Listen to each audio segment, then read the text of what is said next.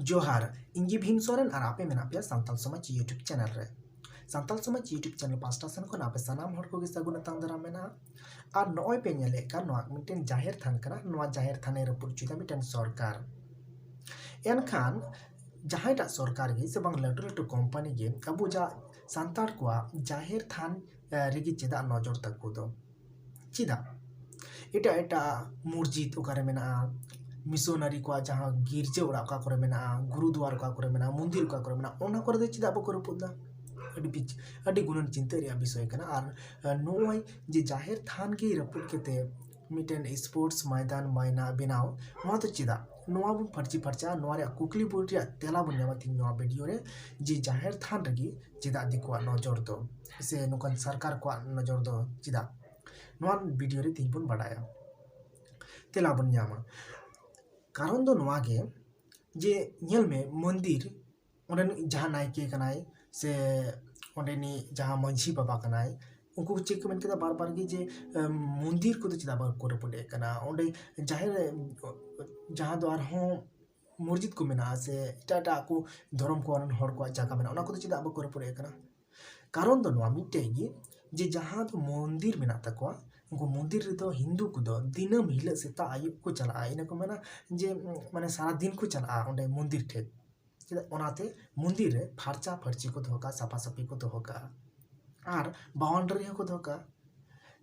Christian को आको missionary ओका को धोका फारचा फरची को धोका सब समय हर को चला हजो को बोगा पुरिया को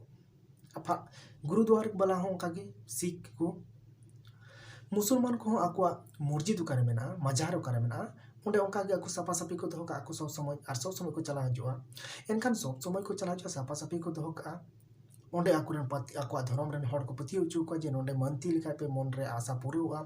और नोंडे हजुगो पे नोंडे तो धर्म जगह कना नोंडे लेखा अडी मा पाप चाबा नोंडे हेलेन का नोंडे दो बोल का मन रे मन्नत पुरुआ नोंडे हेलेन का मन शांतिआ नोंडे हेलेन का आइमा लेकन एटके टोने चाबा तो धर्म स्थान रे उनका के अब जाहिर थान रे करा रे लगती में जहां तो बबुन कराव दा उनका एक्चुअली बबुन कराव दा अबुआ नोय बॉडी बे आप पे नेल लेकन गया जहां वीडियो रे जे नोय पे नेल नामे कना जहाँ तो नोटे नेल में गजार गया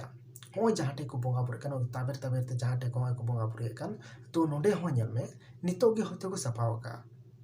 तो नोडे जो दिनम की सेता आयुब को सफा किया को धूप धुने किया को हफ्ता रे मिद दिन का बोंगा बुरु लगी को का गोटा आतुरेन हर को बोंगा बुरु लगी हां आ दिनम ले को बोंगा बुरु किया नोडे ताले चे सरकार चे कंपनी चे आर चे जहाँ लटू लटू लीडर पॉलिटिकल हड़गे चे ओना जाहिर थाने रपुत क्या तीसरे हो बाय रपुत किया इटा मंदिर इटा मस्जिद इटा कोरे धर्म को क्रिश्चियन मिशनरी को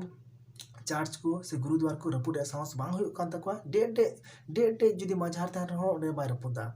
डे मंदिर थाने ओडे बाय रपुदा चेदा कारण दो मिटे गी जे ओडे सब समय आकुरन धर्म रेन हड़ को चला सब समय ओडे को देवा सेवाया को आको मने रे कथा ओडे को सदरा और मने रे कथा पूरा तको नो आसाते ओडे दिनम ले को चला कारण दो मिटे गी जे आबु दो उनको दिकु को दो आको धर्म काल रे दिनम ले को चला और आबु दो जहाँ तीसरे दिशा कते बो चला तो अब हो जाहिर थान उनका की फर्ची फर्चा गाड़ के बेना कते बंद होका का दिनम हिले बन चला ले का जाहिर थान रे दिनम हिले बन से देवा सेवा ले का हफ्ता रे मी दिन जो आतुरन जतो बन जारा लेन खान जराम अब जाहिर थान हो बको बड़ी जा